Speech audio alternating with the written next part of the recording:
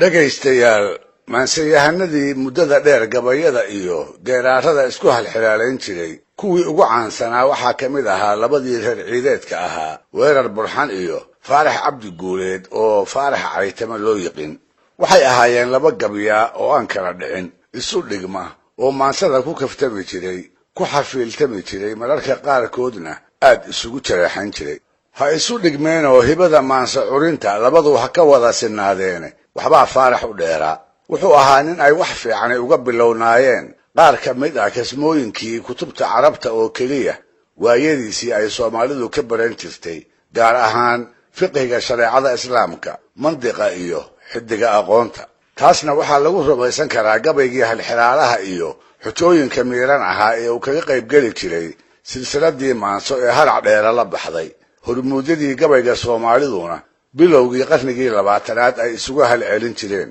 waa silsiladii hunguriga iyo cirweynada ku saabsanayd ee cali sharmaarke qamaan burxan cali dhuux sayid maxamed gooni cabdi xaaji ismaaciil mira iyo maanseyahanadii kale ee afkooda la dhowri jiray ay isku arkeen raggaa aan soo magac dhibay ayay weerar iyo faarax la-aynay ahaayeen kol dhow sidaan filaayo inaad ii furi doontaanna tixaha halxiraalaha ee labadooda naga soo gaaray waa qaar aad u cudoon murti weyn xambaarsan in door ahna inaga baraaya in dheergarannimada maanseyahanadii hore ee Soomaaliyeed si kastaba ha ahaatee qaybaha aanan hubin in idaacad laga baahiyo inay ku habboon yihiin intaan iska dhaafo aan idinka soo xulo 3 su'aaloodo weerar uu faarax ku halxiraalaystay isla goobtii lagu weydiiyana uu faarax ku wada furay weerar ayaa halxiraalihiisii hore wuxuu faarax ku caraystay inuu sheego waxa uu uga jeedo sida dhashay oo waxartii laga soo qabtay ay isla markiiba reerkii lahaa caana ugu filaatay yar iyo weynna ay ka wada dhergeen wuxuu yiri si dhasho waxarteedii reer dhan caana ku deeqday bal risaale ka sheeg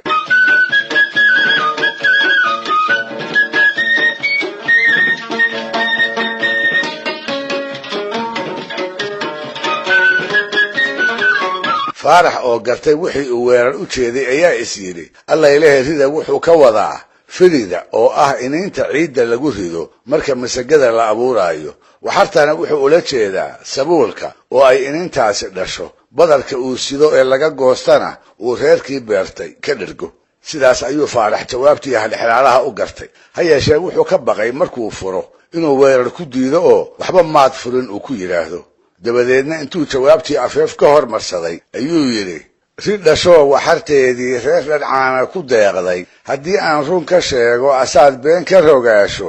rabbi baan kugu raacshay xilli roob aad sugaysaad firi meel ku ridaayo raxmadii ku heshaayo habeenay ku radaayo biqlay soo rogataayo laamay raaricisaayo dheeliday ruxruxdaayo sabuul gees ka ridaayo hadhow baa la riftaayo mooyaha lagu riiqiyo dherigay ku ritaano intii raad iyo ruux laba fisiq waa u noqdaa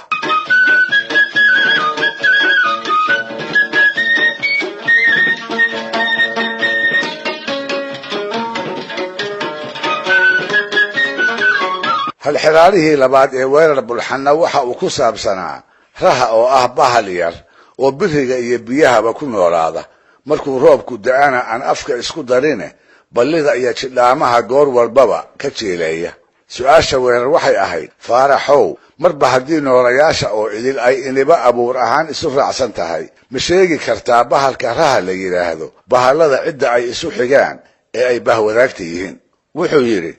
inta raad iyo ruux leh lababa way isku rafiiqe rahyay aana yihiin faarax wuxuu taana ka celiyey jawaab aan kaftanku ka marayno qofkii maqlaa aanu horayn inuu muusoodo haddii uusan qoslinba gaar ahaan markuu dhab u yaqaan abuurta raha iyo dhurwaaga wuxuu yidhi raadka ka weyno ruuxa ka dheere ruqufraaquf dhaqaaqiyo reeryaqaad xubadiisiyo miskihiisa radeeban rashka gaaban dhurwaagay raha aana yihiino way isku reer dhicisow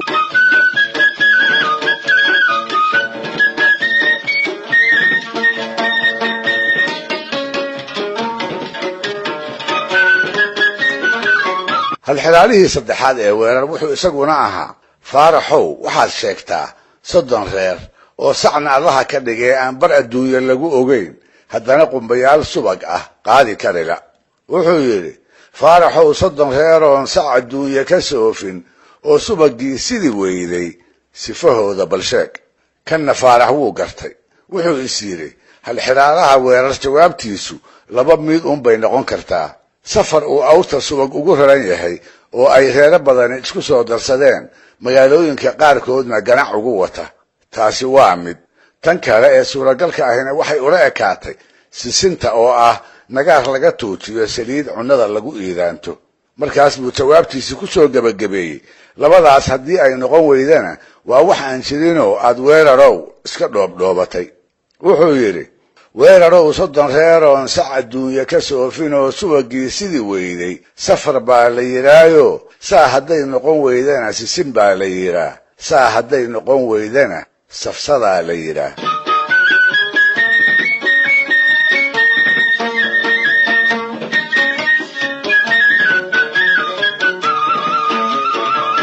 waxaa in dib loogu noqdo mudan madaxaygana faahfaahin dheeraada u baahan ereyga safsado oo geeraalkiisa jawaabta ah meeriska ugu dambeeya uu faarax ku soo qaatay waa marka uu leeyahay saa hadday noqon weydana safsadaa la yidhaa ereygu waa safsata waa erey asal ahaan afka Giriigga ka soo jeeda dabadeedna afka Carabeed ku soo biiray waa hore iyo waqtiyadii falsafadihii ummadaas ay afkooda u soo rogan jireen waa erey cilmiga mantiqa la yiraahdo lagu yaqaan loogana jeedo hadal israacsan iyo hawraar inay toosan tahay la moodo oo si qurxoon la isu saaray si aan run ahayn loola jeedo in dood markaa taagan lagu marsado qof ama dad loo dan leeyahayna lagu marin habaabiyo sidaa darteed adeegsiga ereygaasi wuxuu markhaati u yahay faarax caytama inaanu gabyaa keliya ahayn uu lahaa aqoon rasmi ah oo uu kutubtii hore ka kororsaday sida la wariyana isaga oo ardaya uu culunta qaarkeed magaalada Harar ugu xiraystay wax badanna halkaa